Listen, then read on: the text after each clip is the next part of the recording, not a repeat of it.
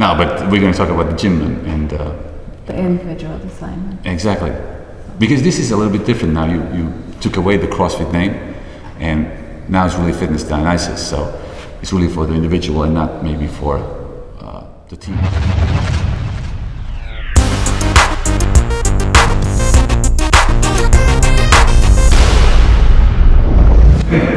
No, we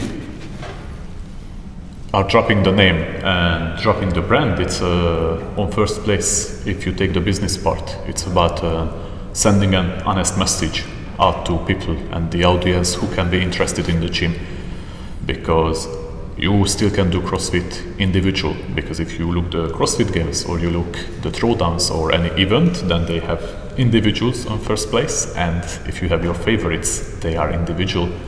And there are sometimes the team competitions, which in functional fitness and in CrossFit it's still, I think, a funny competition with teams, because that members are not really used well in teams. But if you think about not the competition part or the event part, but you think about the training, then there is a strong attachment at CrossFit group class. And when people look for CrossFit, they look for group class. And in our case, that was a hard deal with the market, because people came in looking for what they get used to in CrossFit, just having the entertainment and having the fun of the social life in a group on first place. While our offer on first place is to give them fitness and talking about longevity and talking about the long term and do it for, let's say, for a lifetime, because that's what shall be with fitness. And in that case, it was also, let's say, a struggle for us, because when you get the wrong audience or the wrong people are knocking on your door who are looking for the group class, it's not the people's fault, because that's what they expect from the name of CrossFit.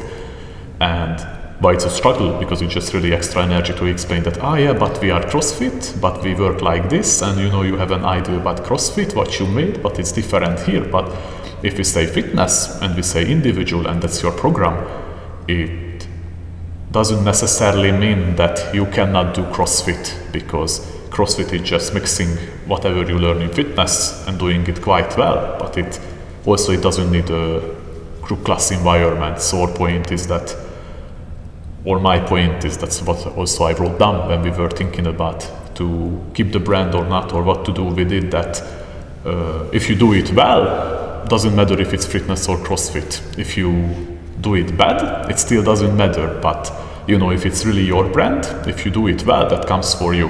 And if it's CrossFit, then it goes for CrossFit. And other hand, also what I wrote down, that you can do CrossFit and maybe you will never be fit, because you just do something really stupid in the group class you are not ready for, but the community gonna push you. But if you do fitness well, then you can do CrossFit in the end. And that's a really great reference for us.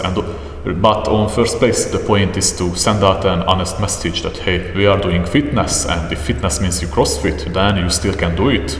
We are open and we can program around it. But if you are just someone who is in age 60, is not really involved in group classes and shall not really participate in group classes, you still can be fit according to your conditions and where you are for the moment in your life. Yeah, and you have a lot of members that are actually CrossFitters that then want to do it more on an individual basis. And we all done CrossFit before, and I think we all like it. It's all good, but it's not maybe always the answer. And I can see a lot of elites, they're members of the CrossFit boxes, but they don't really participate in the group classes, and they actually do some individual training. But does it matter here? This is not only for the elite, or is Fitness Dionysus, do you really have to have like a CrossFit background or a background in any sport, or can anyone come here?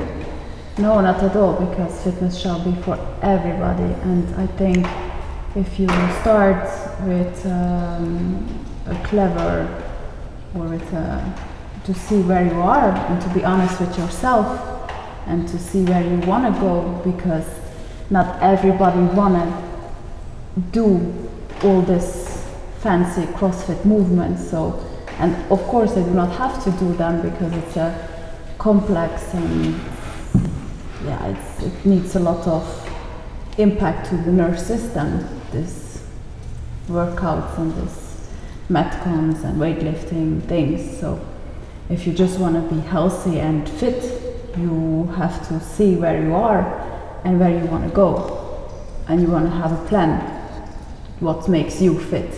So it's very, very individual, and I think everybody shall especially start with an individual program into the fitness life. Yeah, for here, I just want to attach that about people and coaches in sport, they do not consider that we just talk about, you know, functional fitness and functional movements, but the main question, and especially if you are a coach and you work in the fitness industry, then you shall ask, that's an important question, that what's the function for the given person? And you know, if someone is 160 kilo overweighted, just having that fat didn't move for 5 years, then they're gonna need a total different function. Their function will be on first place to lose weight, be able to walk up the stairs, breathe well, and just start moving. While if you are for 10 years in the sport, then your function is gonna be different, and that's a great difference. So when you are selling functional movements, then that function gonna depend on an individual, and we cannot. It's something you cannot take out from the system, because that's the number one key component. That what are the functions those individuals need, and in that case, it's what you mentioned, and CrossFit is not a bad thing. The point in CrossFit that how they sell the group class environment, that's a bad thing, because it's letting people down. It doesn't go for their health, and it doesn't go for their functions, because if you do field athlete trainings, or you work on the track, and you know you do not have to do snatches, but maybe you can, because on your explosiveness it can help, but your function is still going to be totally different than a mom walks in after having, you know, their children with her husband, and functions and the given person where their abilities and the given capabilities lie. That's how you shall put up a plan. And if you just put something on the board and you say, hey class, that's for today, and that's functional, maybe it's not functional for me. If I'm, 200 kilo, never made a pull-up, and I'm not able to do a pull-up because I just have 120 kilo extra on my body, then a pull-up, it's not functional for me. Yeah, and speaking about the board, I have to ask, because this is something quite unique. I've seen you have on the whiteboard here, you actually put up members' names and you put up the individualized program. I think you put that the night before, so you're expecting an athlete to walk in, and they know that it's waiting for them, and it's going to stay there until they do it, I guess. It's a little bit like, in the family, if the kids don't eat the meal in the evening, and let's say they don't eat it, or they leave the plate on the table, you just leave it there, and then in the morning, they're gonna have to remove it, you don't clean up. And 'cause a lot of the WODs, you go to CrossFit class, and you have the WOD on the whiteboard, and it's really convenient, but you actually do it for each member. So it's really individualized, and so everyone can have their own program every day, or? Everybody has his own program on the board. They write their results on it, because we need to know also, we need to have a feedback from them, from the training. So that's what fitness is also about, to have a honest messaging and to measure back. So to look back on, a few months ago, this was my result from let's say the 10-minute bike test. Now I do it 3 months later, I do it again. And it's went much better. I have this much calories more. And then you can measure fitness. So I got fitter, and that's why it's individual, because I cannot measure my bike test to your bike test, because you are heavier than me and you practice maybe already years before me. So that's why it's not. Yeah, and you can see that in a lot of gyms, they actually have a board where it says, the record for this and that. Mm-hmm. And it's nice to have in the gym that if the goal in the gym is to, let's say, squat, then you have the top 10 lists, like in a circus or in a sugar flare. It can motivate in one way, but maybe sometimes when you put up everyone's score, it's actually doing the opposite. Exactly. That you're having a reference that's not maybe good for yourself. Or people see that result and they think like they have to do the same weight which they are not ready for, get injured and so on. So we like to keep it safe in that way. It's not a bad thing to have these in-house competitions or have always a little competition between members or athletes, but you shall not, put this over everything. I know they say CrossFit, it's competitive fitness in that case, but it's also saying forging elite fitness, and you cannot forge elite fitness in a competitive environment, because then training it's left behind and it's only about testing and competing, and it's gonna drive the mind crazy. And that's what you talked about, that it's good to see, it's good to know that, hey, I'm the one who can squat the heaviest here, but for the other members it shall not make a feeling like, hey, I have to catch up with it. It shall make them a feeling that they are proud of you, and maybe they have an aim in front of them according to their abilities. But that's why we go also, what you said, we have all the names on the board, we have all the workouts on the board, and here what for us makes a great difference, that if you go in a group class, then it's about the workout, that there is something on the board what can be written by you, written by me, or I can ask a 4-year-old child to just write something here, and we're gonna do it because we are crazy. And when you have your name and you have your workout, that's about you, to make you better, because if I have just a workout for everybody, that's gonna be the question, that who can do this workout. But if there is a workout for you and you can do it and you feel better, and next time you can do it better, then it was about you. And that's where I see the point in the social life in group class, and I see the point that it's fun. But if that's the only thing that keeps you motivated, then something is already wrong in your program, because then you are not there because you are getting better, then you are there because others are there, or because it was fun last time. But when we talk about fitness, then we shall ask this, that am I getting better really, and am I getting really fitter in a way which means fitness for me? And if it's under your name because someone checked where you are, and you said, hey, I want to get here, and maybe it's a 10-year long way, maybe it's a 1-year long way, but you're gonna know that those components fit there. But if there is just something day by day on the board where you have no ID, then it's hard to tell if you're gonna get better. Or it's easy to tell you won't really get better. You shall be some super human having really great genetics to get better from random workouts. Yeah, and it's interesting. I mean, if you talk about CrossFit still, if I understood correctly, it's coming from the military, and both of you have military experience. And did you have any sort of, or what are your feelings about the training you did in the military? Because there you do it on a group basis. How did it work there? Is it like CrossFit? I mean, is it very similar that you would do classes like that? Or is CrossFit so much evolved from the military training that it's nowhere like it? Or what was the training like in the military? I like the training in the military, it's more drilled.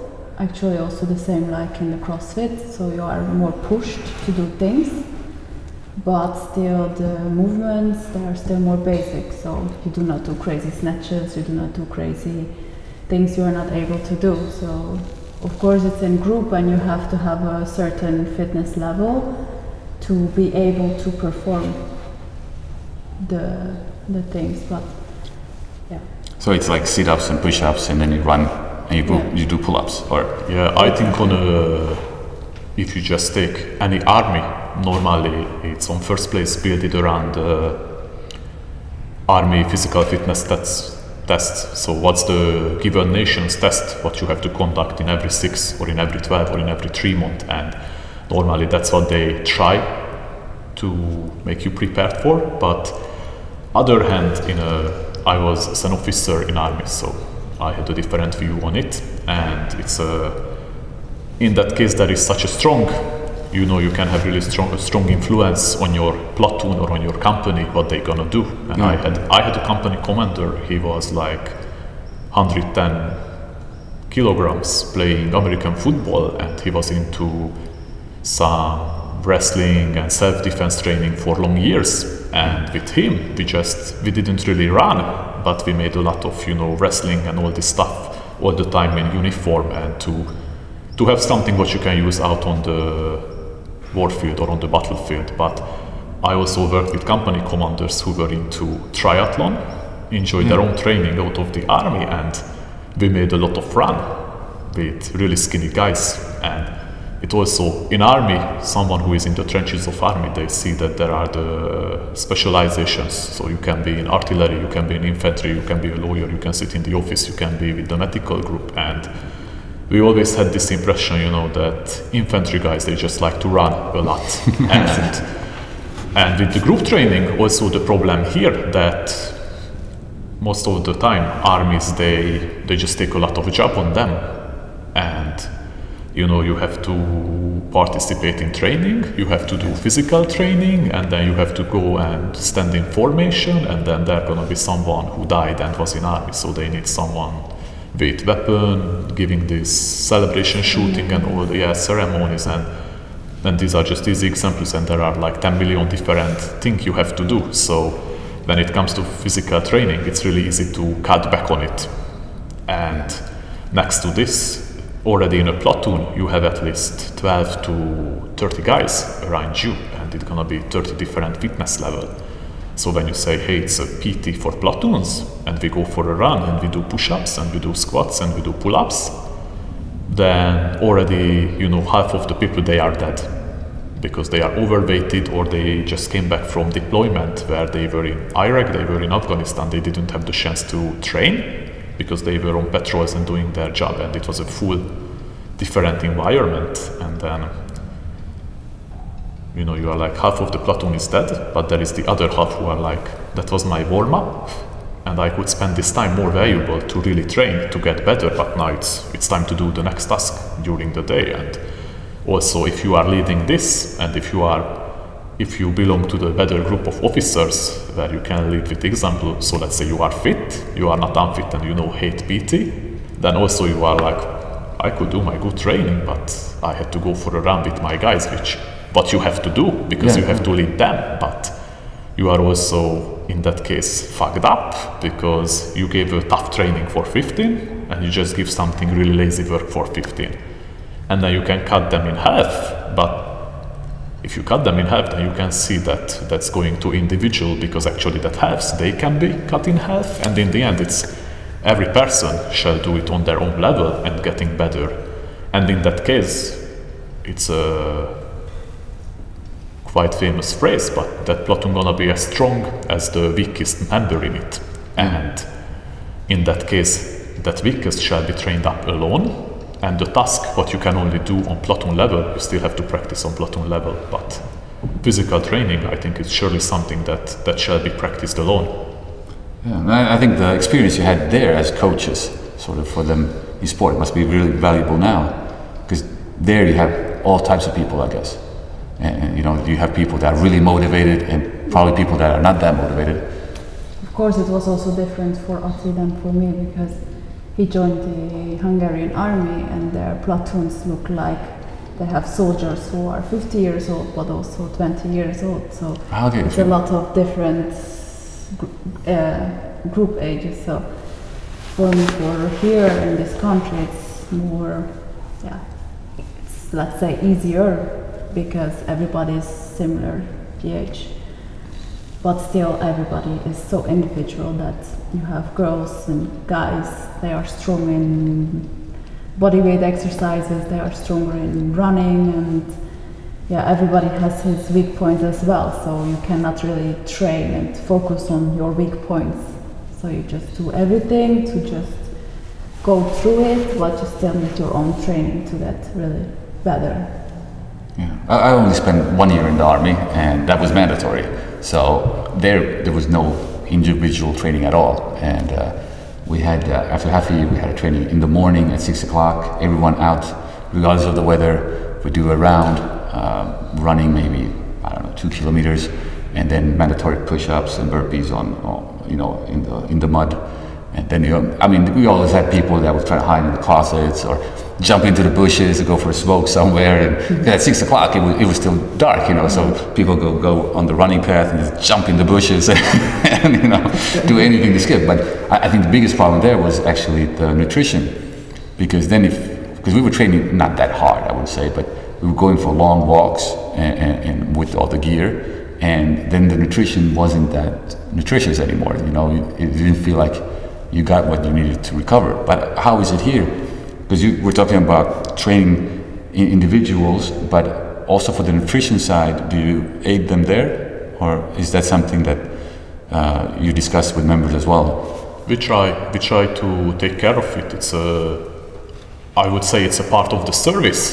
The hard part with it, what you always have to clarify with the given person also, that you know they are adults most of the time, and you try to help them, because as coaches you know that, hey, that nutrition, it's just gonna play a huge role. Like, you are not eating, then you can train, I can write you the best program, it just won't work. And also next to nutrition, we can say like nourishment, like a whole life coaching. Like, you wanna say that, hey, you shall, do not drink alcohol, sleep more, you shall not stress in work, and you wanna help them, you wanna go forward and just change small pieces. But I think that's really looking back for years how they sold fitness through the years and years and years. That's the wrong way, that when people think about the gym, it's only about the gym, and if someone wanna tell you that, hey, nutrition and how to eat, then people are like, yeah, I'm not a bodybuilder, I do not wanna be shredded, or they are like, yeah, but I do not wanna gain huge muscles, and then it's really for professionals to eat well. And people act around this nutrition that it's something super special, like it's really scary to eat meat and eat veggies and eat rice and eat normal food, not like Oreo from the shelf in the supermarket. But our point in that case that we offer, and we are also open, and we want to. But if there is a husband with 3 children who's gonna say, hey, I eat what my wife does and that's it, because I have no other chance, or if they're gonna say, hey, I'm just having such a shitty job, I'm full stressed that I'm just sitting in the office and I have no chance and I just wanna move, then a little bit you are because then you already have to face that your service, it's limited, because there can be really amazing program, but if it doesn't fit with the lifestyle and it doesn't align with the nutrition, it's gonna be much harder. So for us it would be important, and we have members who really look for a whole change, and you can do it still step by step. Like, nutrition is still like an individual program, that it needs a program according to where they are for the moment, because that's also really long. We can discuss for a whole day this topic, but the point is here too that it's not like eat this and this and these are the macros, because there are a lot of people who think they eat wrong and they already eat really good, and there are a lot of people who think it's nutrition but they do not even drink enough during the day, and then you have to have a priority, like in the training for them. And that's the point that we offer. But it strongly depends on what is your condition and where are you in life for the moment, because we also have young moms with 6-10 months-year-old babies, and if you cannot sleep at night, you are totally stressed out, you cannot watch your nutrition, and maybe you do not even want to watch, because you are just happy you can have 1 hour in your training, but then it's just really for you, and then go back and be a mom again. And that's what is actually amazing, because nutrition is not about the food, but if you would just change like this 1 liter of water a day, it will already change everything of your life. Or just have a regular sleep, just decide that if, of course, moms or parents have more difficulties about this point, but if you can manage to go to bed always the same time, wake up the same time, you have a rhythm in your life, it already depends a lot to also your physical performance and how you look like. So. And you don't cut like strictly something like, let's say you would have a chocolate M&M addiction, like someone, I'm not mentioning any names here, you wouldn't cut that out. You would say that, okay, you're not welcome here, because if you come here, you're gonna listen to me, and that chocolate M&Ms, that's out of the question. If you want to eat that, you're not training here. No, you can work around stuff, and you just maybe suggest like, if you would not eat enough veggies, for example, just add more veggies, but still keep your M&Ms if you really cannot miss it. So that's why it's individual, because some people cannot live without things. They think in the beginning, then you change little things, and then they're like, okay, let's try this and let's try more. And after weeks or months, they are able to take it away by themselves. So yeah, I've actually been to some gyms where they had, at the reception on the desk, they actually had these wedgies cut up for free. You know, I think they had a little bit the mentality that, you know, if people try to you take some carrots, you take some whatever, raw broccoli, and you dip it into something, and you eat it, and it's actually quite tasteful. And when it's free, people are like, oh, it's free, oh, I'm not gonna taste. And then they taste, and you get a taste like, actually, I could eat these small carrots. You know, maybe at home, you know, you have it in the fridge and you can actually eat them. And it's actually like a treat for you, or like fresh strawberries. I think some berries they're delicious, you know, it's much, and they taste better than M&Ms. But yeah, we shouldn't record that, but they actually, you know, really fresh strawberries, a little bit cold, you eat that, and it's like, wow. And that's much better than... That's funny because I heard a lot of people where we do nutrition plans for, like, what shall I eat in the morning? That's always the biggest question. I don't know, I have to eat my bread with Nutella. I don't know what else to eat. And for birthdays, I always make pancakes for the birthday person.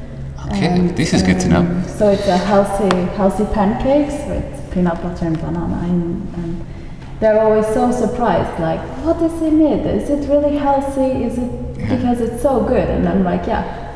It's so easy to live healthy, to eat good things, and you do not miss the shitty food. So. Yeah, you just gotta make those pancakes, that's all. I wanna give here, to go back for the M&Ms, to give a more realistic context, that the point is that you can even, you know, do not add more veggie, what Sophie mentioned, to your veggies, and you can eat your M&Ms if that's your, you know, it's important in your life, but then you cannot blame it on your coach. So what we look for, and that's also a part of honest messaging, that okay, I give you a program, but if you do not want to support it with your lifestyle, then according to this and your biology, you just want to have realistic expectations. So you cannot tell me after 3 months that, hey, I'm still fat. Yeah, because you are still eating your M&Ms. So our point is that we give the program, but it's not the program that's gonna do the magic. It's still on you, and laying out the program to nutrition or have small changes in life, we can help with it. We can show that, hey, your main problem it's not the M&Ms. Maybe your main problem is, you know, next to the M&Ms you eat a lot of extra fat for no reason, or your main problem is that you do not drink enough water, or your main problem is that, hey, you sleep 3 hours every night and it just won't work. Of course, you crave for the M&Ms, and maybe it's not taking away the M&Ms, maybe it's sleeping more, and you do not crave for the M&Ms anymore. So the point is that if you just look for the program, it just still stays on a program. And yeah, what I said, have realistic expectations, that if you put everything in it and it still doesn't work, then something is really bad in the system. But if it's like, I just want to live my life and move, then that's what you're gonna get. You're gonna move, but you're still gonna have the same life behind. And maybe you move better with time, but the time surely gonna be much longer than if you could just set up everything. But where individual design comes in the game again, it's the small changes, because you can also not freak out your body, because if you put that 250-gram package of M&Ms every day, you just cannot stop it next day, and no one wants you, because it's not a level of life. Extremities surely gonna ruin everything. You also have to imagine how many hours a week has, and if you work out 3 times a week, it's 3 hours of a week. So it's not here where the magic happens. That's what you have to always keep in mind. But speaking of food, I noticed you have an event here coming up, right? Next week. Is it next Sunday? Yeah. And what's that about? Is that also about individual food, or because I just saw the ad? But yeah, we're gonna work together with Faisal. Playful nutrition, and not individual food. Our point was that, you know, people ask, and without any judgment or all these things, but sometimes they ask funny questions, like, you know, they think we eat something super special, but Like what Just are pancakes. Yeah, like not really like. And what is it made from? And it's made from eggs and water, and you know it's not white flour but oat flour or shredded mandan or whatever. And it's but if you are not involved in this, also with the receipts like that, you know that. Can you give a few healthy recipes? And yeah, I can, you know, cut chicken, cook it with spices, cook rice, and that's it. Have enough veggies next to it, and that's the receipt, and that's what we eat. And it's because people always act like that. Are you on a diet if you eat a salad? And I'm just eating a salad. I'm not on a diet. And but it's like it's not the when I say people, it's not the members here. It's the population of the world that is. If you are not like, if you can say no for a chocolate cake, people are freaked out. Like, why not? Like, are you afraid you're gonna gain fat? And no, I just do not wanna put in, you know, 100 grams sugar in my body for the moment in one piece, and that shall be normal. So they talk about when we say also healthy food, it shall be food, and there shall be not, you know, we shall not make a difference that healthy and not. We shall know that now this is not healthy food and this is food, but it shall be not a category healthy food because it shall be the normal level for everybody, but it's not. So our point was that when this questions pops up that what do you eat, and you can show, you really show simple things that you know that's what I eat. It's a roasted potato and it's a grilled chicken and it's a roasted veggies next to it, and you see that people are skeptical, like there shall be some secret. So they want to have this magic supplement. Our point was in that case, that if there is a certified nutritionist who is doing this for years, who can just show, because also the other thing is that it's really simple, but if I just say that it's simple to do this, then people do not believe. But if here is a certified nutritionist who says that that's why you shall do it like this, and you see here is my blender, this fluid, this protein powder, 3 minutes, you know, you can do this at home, you can do this next to your child.